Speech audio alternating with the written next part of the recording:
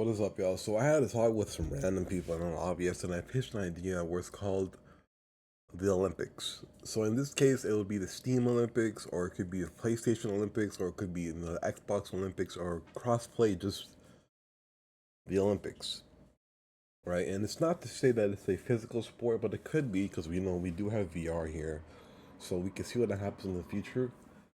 But the purpose would be for you to lock in with about 5 people. Well, you and 4 other people, right? So you have 5 people. They could be your friends, they could be acquaintances, or they could be, for example, you queue into a game of Counter Strike 2 and you lock in with your team. And the odds are even higher, right? So let's say, for example, you can wager on these games, you can put up skins, you can put up this, you can put up that. The odds are even higher for your payouts if they're random people and you lock in with them, right? So there'd be a rotation almost every day. But we gotta keep it clean, and there's a whole bunch of games all over Steam, so the rotation will be fucking nasty. Basically, for example, let's do a general one. Counter Strike is in the rotation. You queue up competitive, premier, whatever it is. You play 5 versus 5, whatever it is. Let's say you really like your team, whatever it is. You put up some skins, and your team puts up some skins for Olympic mode, and because you can sell those, right? So it's basically money. Basically money. You can put up money yourself if you want to. If Steam incorporates it, well, you put up this money, right? And it's an open wager.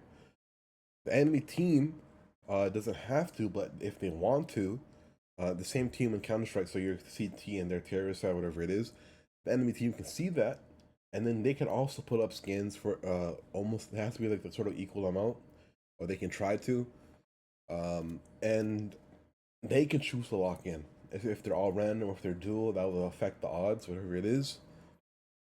And then basically, so you have a trial game. The trial game could be Halo, um, Counter Strike, Modern Warfare, Call of Duty, Battlefield 6, whatever it is. Could be a large amount of games that are centered around 5 versus 5. Right now, I know there's bigger games out there like Warzone and shit, where you have like huge shit going on. But this is for the future. We're talking about the future of gaming. We're talking about, you know, it'll take a while for this to like manifest. We're talking like 6, 7 years of like production or whatever it is. But hopefully with AI, it'll be faster than that. Secondly, I just have to bring this argument up. AI is here. People are incorporating AI. There's mass layoffs because AI can do your job. AI can do this. AI can do that. Why are video game prices going up and up and up and up and up? Battlefield 6 is gonna be like $110 Canadian. So like almost 85 to $90 American. I look at shit like that and I'm just like, question mark? Question mark? What the fuck is going on here? You know what I mean? It's a little different if the game has incorporation of capitalism or like selling of trading cards, selling of game items, selling of private loot, skins, whatever it is. And you can win that loot for free, or maybe a battle pass. you can sell stuff. Then it's a little different because the game would pay for itself over time if you're a really hardcore gamer. In Counter Strike, for example, the game costs like $15, whatever it is Canadian. I've made over like $120 over the course of like 3, 4 years.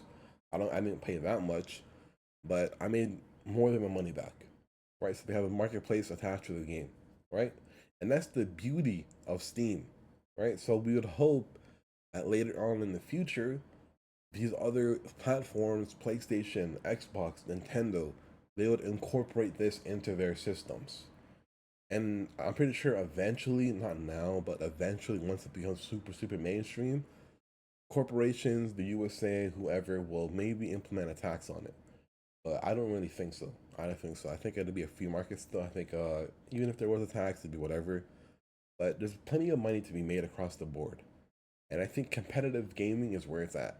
So there are some people who are hardcore gamers and they've completed many games. I'm talking 100%ed many games, and they've even done bonus things. And they've gotten trading cards for that. They've gotten this for that. They've gotten that for that. That's huge. And people buy those trading cards, and they can sell those trading cards. You can do whatever you want with those cards. right? So I've made a few amount of dollars selling stuff recently in my trading cards and stuff. I made about $9.90 selling a few cases and trading cards, just in this past week. So gaming can pay for itself. People say the argument, well, man, gaming should incorporate crypto. You should get paid for your stuff, and they can put ads inside the games. Not like ads pop up on your screen or whatever it is. Not like that. I mean, like for example, there's a billboard in a video game.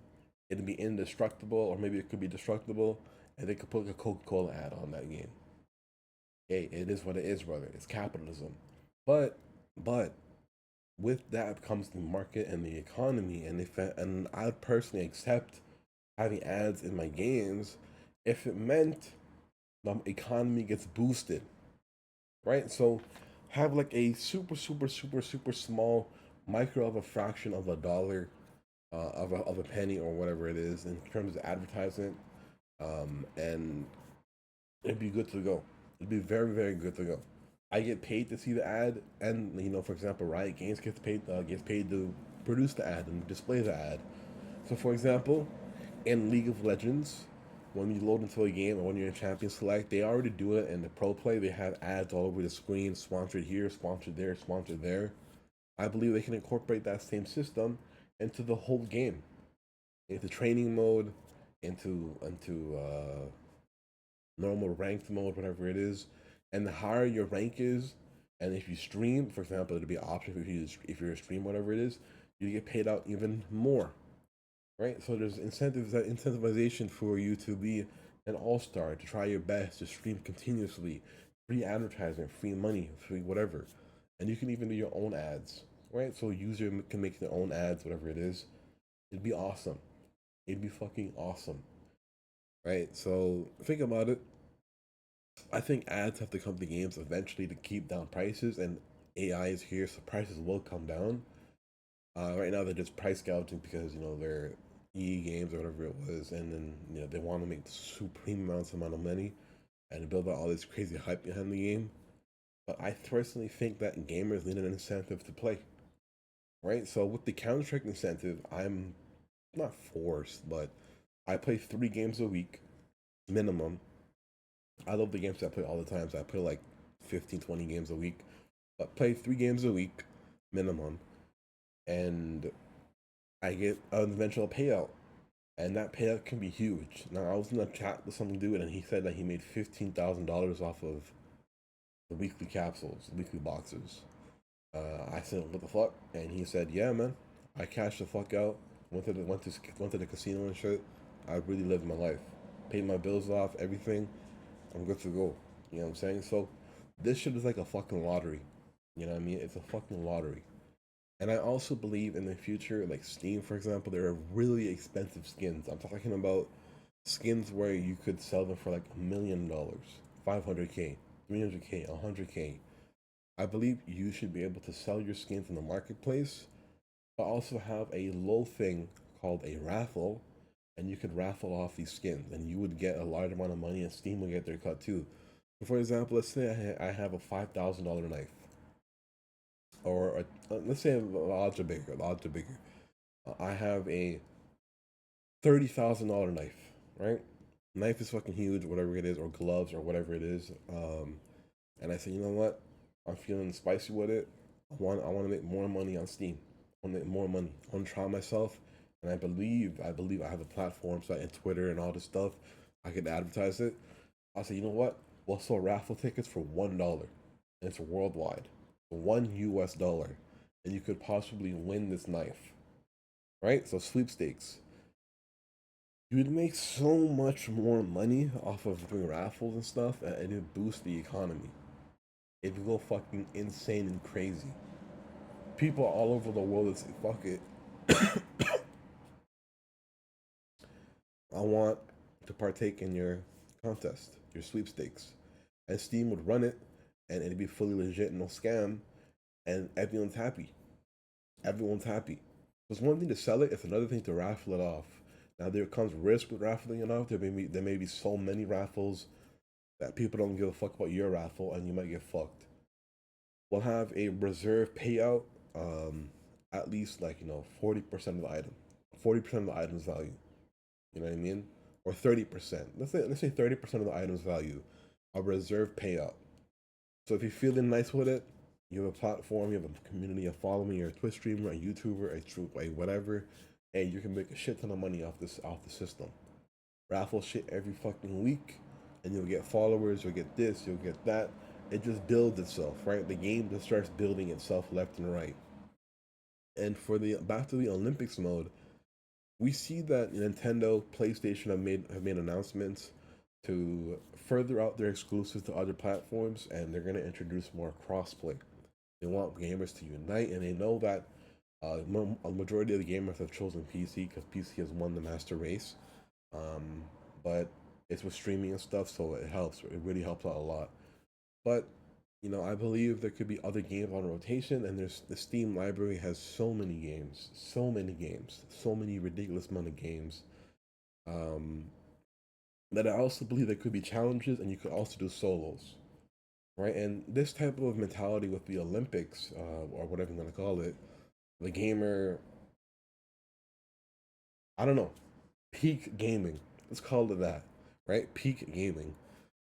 Peak gaming. The purpose is for you to lock in with people and make friends while also wagering and making money on the side too. Now, this is great for people who, for example, they want to make friends, but playing one game is nice. Sure, you might find someone that's funny or you might have a funny interaction, and sometimes you can make a friend. But playing 5 to 6 hours of games with that person, you're gonna be friends.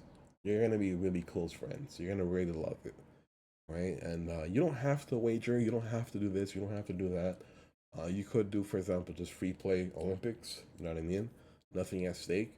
But majority of people will put up something for stake, something for stakes. You know what I mean? Money or whatever it is, and we'll see what happens with that. Now, Steam would have to have that data or collection data of all your KDs across the board in every game, and other companies, other platforms can share that information, and there'd be a matchmaking elo. If you're not pooning noobs all day and farming them, there'd be a matchmaking elo, right? So uh, it'd be very complex to think about, but great things on the way, right? So you can do a 5 vs 5 in Counter Strike, then do a 5 vs 5 in Halo, then do a 5 vs 5 in Call of Duty, any of the Call of Duties, whatever it is, and then you go on to like Mario Kart in Nintendo, 5 vs 5, right?